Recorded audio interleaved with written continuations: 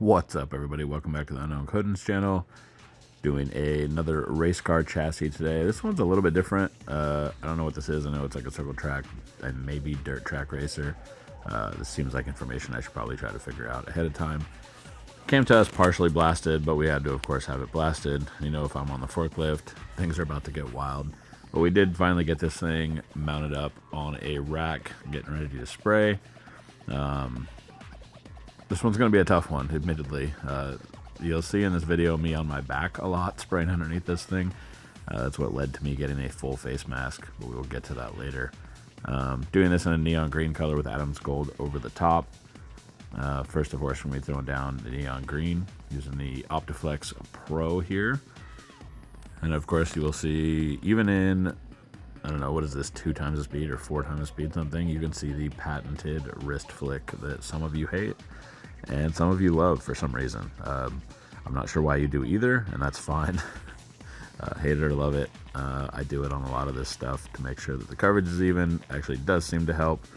I won't do it on real heavy powders. I've been asked that a couple times. What do you do about like real heavy powders? And I don't, like whites and things. I typically won't do this, but there's a ton of bars on this. This is one of those ones where like your booth management, like understanding where your hose can and can't be, is going to be real important. You'll see in this video a number of times the hose is drug underneath both bars on the rack, and that's basically just to stop me from lifting it up and hitting this, because it does hang pretty low to the ground in a few spots. And it took up, this is the old booth, but it took up pretty much the entire booth, so had to be really aware. Booth awareness is one of those things that you're really only going to learn from being in the booth and doing projects like this. There's not really a good way to teach it. Knowing where your hose is at all time. I tend to hold the hose, especially on big jobs like this. You know, I have one hand on the gun and another hand on the hose, making sure that it doesn't drag against anything, because there's nothing worse than getting done with a job, or, you know, a job ready about to go in the oven, I should say, and you see that your hose has hit it a number of times. But got this thing fully coated front to back. Lots of crevices and seams and, you know, weird welds and things on this frame, so, or chassis, whatever you want to call it. So had to make sure I went over it 2 full times. I actually do coat it 2 times in the green.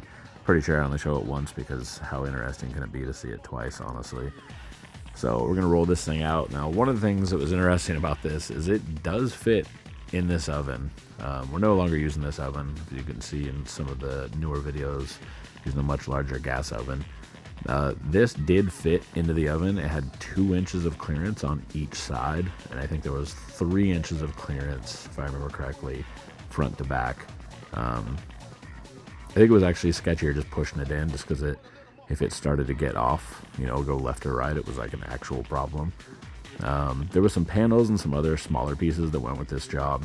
Once again, I don't know exactly what kind of race car this is. I know he said that this would be the last year he was using this chassis, and honestly, I think that was pretty much all I remember. So now we're going to jump in, going to do a bit of Adams gold over the top of this. As you can see, this thing's already crazy bright. This has been, you know, flowed out on its 2nd coat of green to make sure that we have full good coverage on everything. Didn't end up priming this. The customer didn't want it primed. So it was last year's using the chassis. It wasn't going to be a big deal either way. So we did 2 coats of the green, and now, of course, we're going to the Adams gold.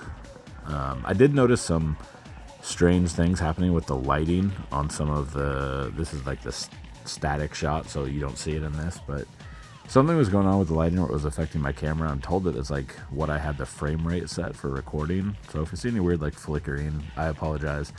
I have since resolved that problem, but when I recorded this, I didn't know that that could actually be an issue with fluorescent lighting. It had happened in the past couple times, but didn't realize if that's what it was. And I guess as we're a little more than halfway through this video, you know, if you like powder coating and powder coating content, I would absolutely appreciate it if you guys could smash that like button. You know, leave a comment. I know I'm trying to do a video a day in April. I think this should be like the 3rd or 4th video up, if I remember correctly. I don't know. I'm kind of doing these in sort of a weird order. But leave a comment. You know, let me know what kind of video you guys are looking to see. If you know what kind of race car chassis this is or what it might be for, I'm also interested in that. The guy was stoked when he came and picked it up, and we got talking, and I legit never asked him what it was going to be for. I want to say one of his kids drives it, but this is obviously like a full-size chassis, so I don't know. You know, it's obviously not like a younger kid. As you can see, this is me scooting my ass across the ground, spraying the underside of this, which I, of course, had to do 3 times with 2 coats of green and 1 of Adam's gold.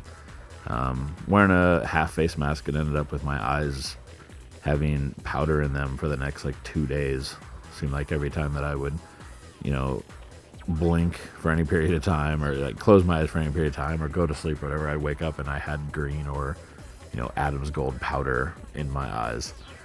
So now I wear a full face mask for doing any of this type of stuff, especially if it's laying underneath. This is another thing where booth awareness is like a big deal. You know, if you can kind of plan your route for how you're going to be powder coating something this big. I usually will walk around trying to figure out what areas are going to be hard to reach from certain corners and everything. So once again, this is the thing that comes with experience. I would love to be able just to teach that to somebody, but you know, I still find myself learning some of this stuff as I go, and I've done plenty of these chassis now. I actually have, when I made this video, there was 2 more sitting in the shop very similar to this. One actually is going to be coming up in a video way more complicated, and it was for like a Baja Bug. So doing Adam's gold obviously on all the extra pieces that go with this. You know, the sparkle, you know me, I love my sparkle, so sparkle over a fluorescent color is pretty much my jam. If you know anything about this channel, you know, or if you plan on sticking around, that is the thing that you will learn, is that I love sparkles and I love bright colors. So I'm pretty against doing boring black on everything. I'm sure that, you know, if you watch any videos here, you heard that mentioned a time or 2. So we'll get this thing out of the oven. This is right after final cure, and we're gonna roll it outside so I can grab some footage for it. I think it was actually, it had snowed all night the night before, so we did actually have snow on the ground. This chassis came out absolutely gorgeous. Be sure to hit that like button, give me a subscribe if you like powder coating and powder coating content. And as I'll show you a kind of close-up of this, hopefully you can at least see the sparkle in this, but it came out absolutely gorgeous.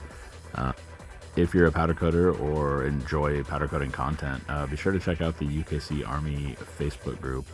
Lots of good, helpful information in there for new powder coaters or long-time powder coaters. I've had numerous people tell me that they've been powder coating for years and still learn tricks on there. So I appreciate it as always, guys. See you next time.